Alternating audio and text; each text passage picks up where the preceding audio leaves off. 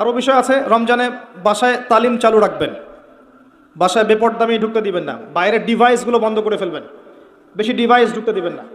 এই সারাদিন movies, films, হাবিজাবি, স্মার্টফোন বন্ধ করে দিবেন। যদি পারেন একটা উমরা করে আসতে পারেন, যদি সুযোগ হয় উমরা করে আসতে পারেন। সেখানে গেলে আপনি ফিল করবেন রমজান কি জিনিস। নবী সাল্লাল্লাহু আলাইহি ওয়াসাল্লামের রওজা জিয়ারত করবেন, আপনার মনের মধ্যে একটা চেতনা কাজ করবে। কীরকম চেতনা? নিজেকে ছোট মনে হবে। তার কবরের সামনে দাঁড়িয়ে সালাম দিবেন, পাশে দেখবেন আবু বকর সিদ্দিক রাদিয়াল্লাহু আনহু শুয়ে আছেন, পাশে ওমর ইবনুল খাত্তাব, আপনাকে নিজেকে ছোট মনে হবে। আপনার মধ্যে যদি বিবেকবোধ থাকে, স্বচ্ছ মন থাকে, আপনার মনে হবে যে আমি যাকে সালাম দিতে এসেছি তার সুন্নত তো আমার মধ্যে নাই, আমি যাকে সালাম দিতে এসেছি আমি তো তার দিনের জন্য কিছুই করলাম না, এই দিন তো তিনি আমানত রেখে গেছেন। এই ফিলিংসটা আসবে ওখানে গিয়ে দাঁড়ালে ইনশাআল্লাহ তাআলা। তাওয়াফ করবেন, ইব্রাহিম আলাইহিস সালামের কথা মনে পড়বে, ইসমাঈল আলাইহিস সালামের কথা মনে পড়বে। সাই করবেন, হাজেরা আলাইহিস সালামের সেই ছোটাছুটি মনে পড়বে, বাচ্চাকে পানি পান করানোর সেই করুণ দৃশ্য মনে পড়বে। আরাফা ঘুরবেন, ঘুরে আসবেন, ওখানে গেলে আপনি কিয়ামত ফিল করবেন, যে মাঠে মানুষ একা একা থাকবে, আল্লাহর সামনে দাঁড়াবে।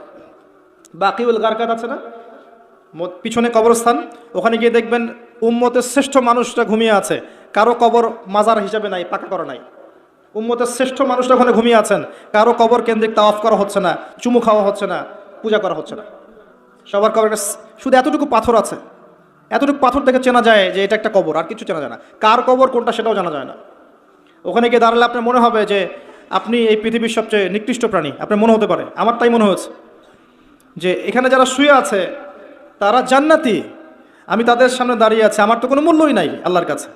আপনার এই বরত্ব, এই যে ক্ষমতার দাপট, জনবলের দাপট, টাকার দাপট, অর্থবিত্তের দাপট, সব মনটা নরম হয়ে যাবে ইনশাআল্লাহ। মনে হবে যে আপনি খুব ছোট্ট ক্ষুদ্র একটা বান্দা, আসলেই আমি তাই।